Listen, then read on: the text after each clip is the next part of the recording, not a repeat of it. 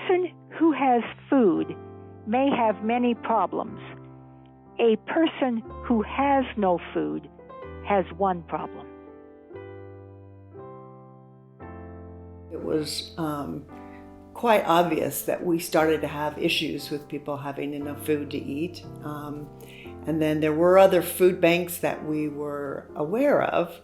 And so I just took it upon myself to say, I think we need to do something in Greeley to help support a population that is having trouble with being able to put food on the table.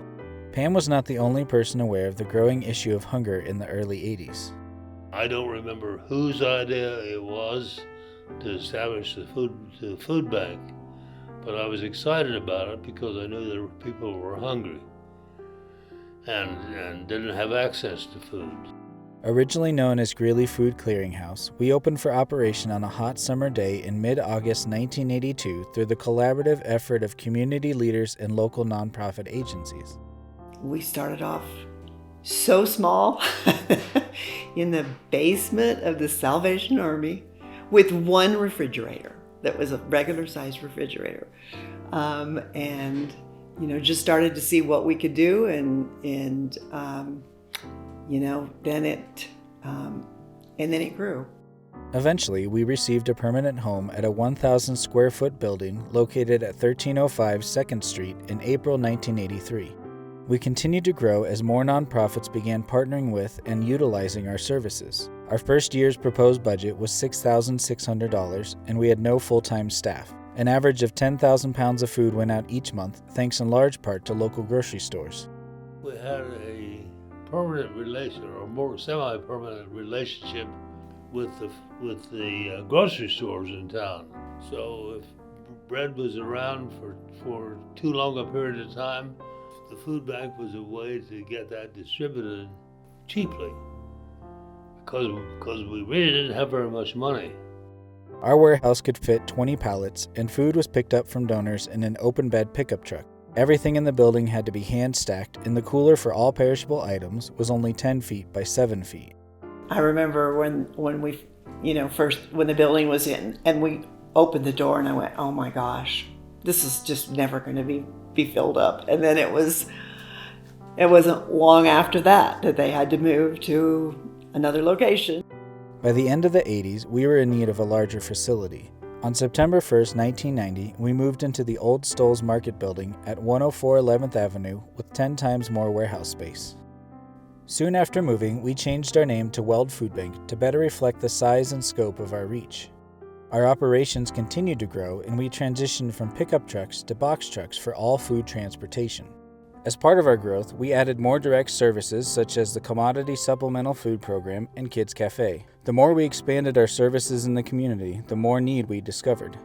And once again, it became clear we were outgrowing our building, and we undertook the huge endeavor of building a new facility that would fit our growth.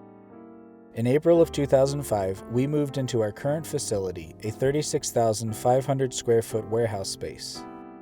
Change continued after the move to a larger facility.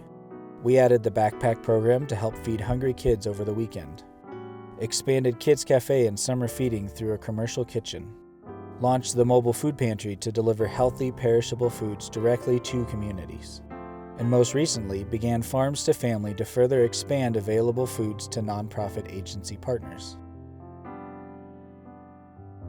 Weld Food Bank looks a lot different 40 years later.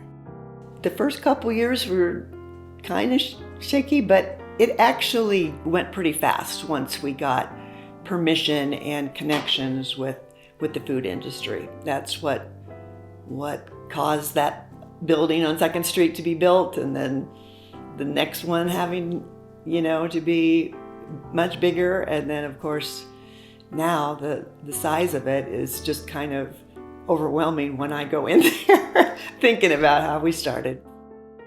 We now have 8 direct service programs, 26 full-time employees, a fleet of 12 vehicles, an operating budget of $4.3 million, and we distribute 13 to 15 million pounds of food to more than 1/5 of Weld County's population every year. From the moment the first boxes of bread and produce arrived at the basement of Salvation Army in 1982 to today, as semi-loads of perishable foods are unloaded, one constant has remained. Weld Food Bank is here to ensure our hungry neighbors are fed. However, we would not be where we are today without the incredible support of our one-of-a-kind community. Every single volunteer, food donor, and financial supporter has made our work possible. The generosity of this community has always just blown my mind. I mean, really, I think it's pretty unique in some ways to Greeley. And it's because it's not just the big wealthy people, it's people in general really do participate. This has been a great community, and it has all sorts of possibilities if people will think about the long term. There is still work to be done.